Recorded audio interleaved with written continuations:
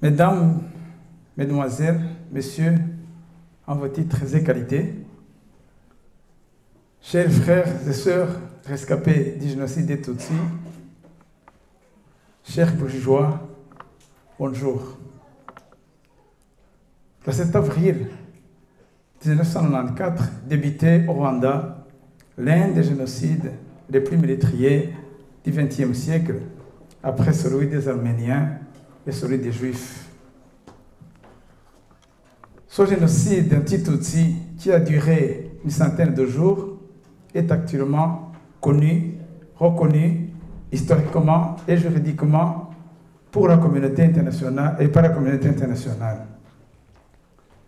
Si toute périodisation s'avère arbitraire, ce processus crucifiant de déshumanisation, celui qui, au Rwanda, a mené au mal absolu, n'a pas commencé en 1994. Comme beaucoup le prétendent, il a bel et bien débuté en 1959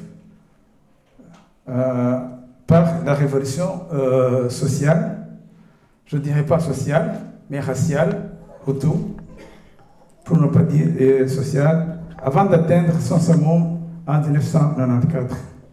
Ainsi, sur la longue durée d'une génération, on a assisté de façon sporadique, quasiment cyclique,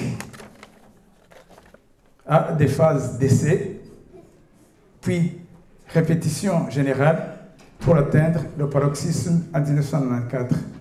En effet, en avril et juillet 1994, plus d'un million de personnes sont monstrueusement assassinées sur l'ensemble du pays à coups de machette, de hache, de lance, de flèches, de gourdins, de baïonnettes, de balles de fusil, de chars d'assaut, d'incendies dans les maisons privées, les églises, les temples et autres lieux publics, et j'en passe. Beaucoup de femmes ont été atrocement violées, puis suppliciées de toutes les manières avant d'être mises à mort. Ce crime innommable, pourtant, était commis dans l'indifférence totale de la communauté internationale, alors qu'au lendemain de la Seconde Guerre mondiale et de la Shoah, on avait pris l'engagement solennel que plus jamais le monde ne pourra tolérer pareil déni de l'humanité. La même communauté internationale qui nous a abandonnés à ce moment ferme les yeux aujourd'hui et ferme les oreilles, même actuellement, au moment où les Tutsis de l'Est du Congo, de la République démocratique du Congo, sont menacés. En laissant les anciens génocidaires FDRL faire la loi et se contentent de se précipiter à prononcer des sanctions contre le Rwanda, arguant qu'il soutient le M23 ou qu'il pille les minerais du Congo en ignorant qu'il se protège. Nous voici donc aujourd'hui réunis ici à Bruges, plus précisément à Zeebrugge, pour rafraîchir notre mémoire sur ce qui s'est passé il y a 30 ans, le génocide perpétré contre les Tutsis du Rwanda.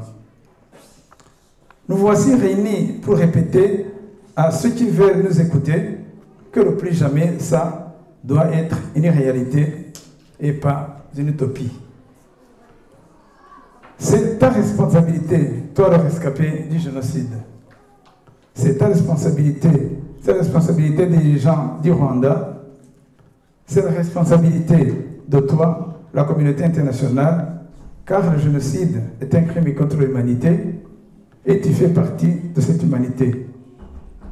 C'est l'humanité tout entière qui a été piétinée.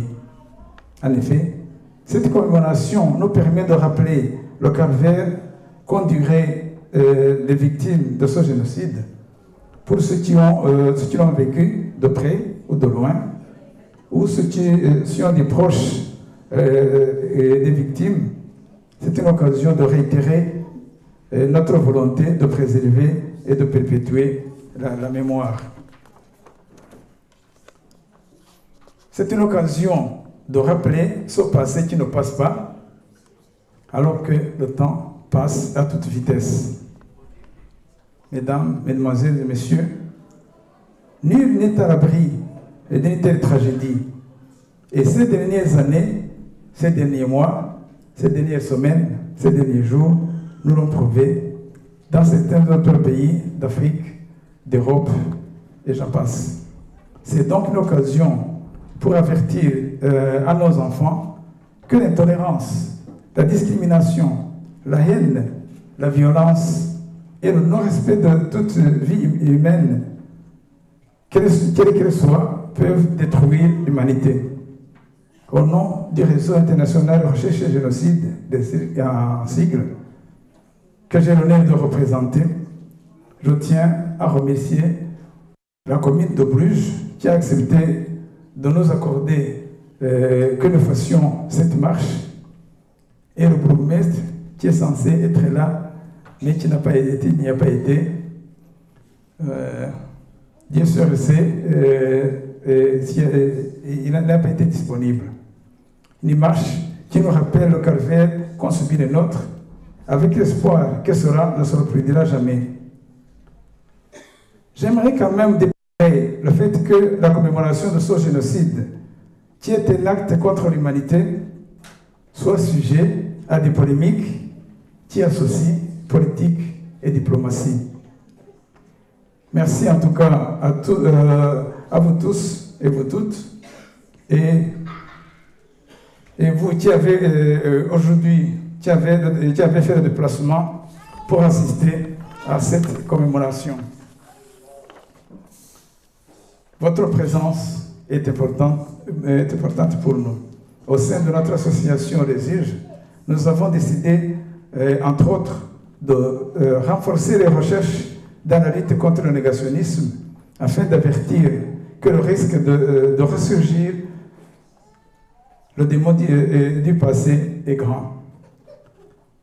Bertolt Brecht n'écrivait-il pas en 1941 que le ventre d'où a surgi la bête immonde est encore fécond? Au moment où la justice commençait à se faire progressivement, la négation et la banalisation de ce génocide prennent une ampleur inquiétante ici en Belgique, en Europe et ailleurs dans le monde. Ce qui a permis à beaucoup de génocidaires présumés de continuer à se balader ici et là, en toute impunité, et à narguer même les victimes. Rappelons que le négationnisme du génocide des Tutsis est une réalité dans le monde, en Belgique, et que la répression de ce négationnisme est une obligation internationale selon la résolution 2150 adoptée par le Conseil de sécurité du 16 avril 1914. Cette résolution condamne sans réserve toute négation du génocide perpétré contre les Tutsis. Elle invite instamment les États membres à se donner des programmes éducatifs pour graver dans l'esprit des générations futures des leçons du génocide dans le but d'en préserver d'autres dans l'avenir. La Belgique ne fait pas exception.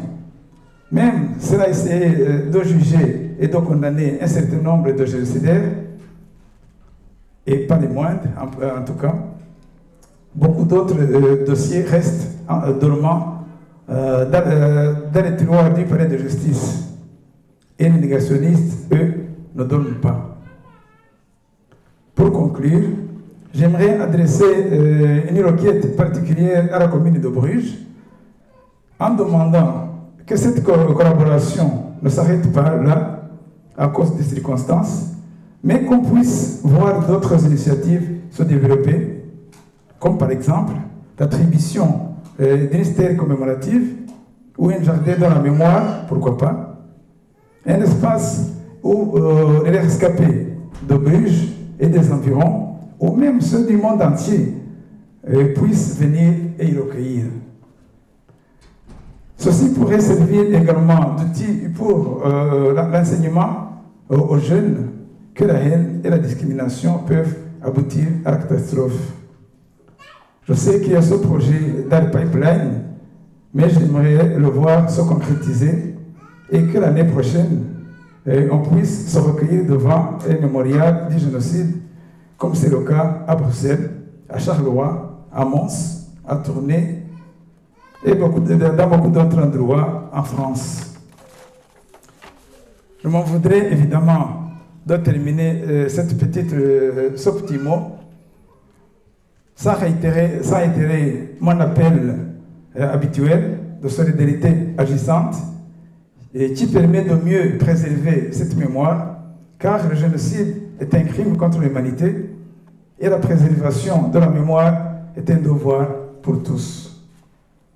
Aidez-nous donc à reconstruire l'humanité qui a été massacrée, qui a été piétinée, et à construire un monde plus vivable, un monde plus équitable, un monde débarrassé de haine et d'intolérance. Je vous remercie de votre attention. Merci beaucoup.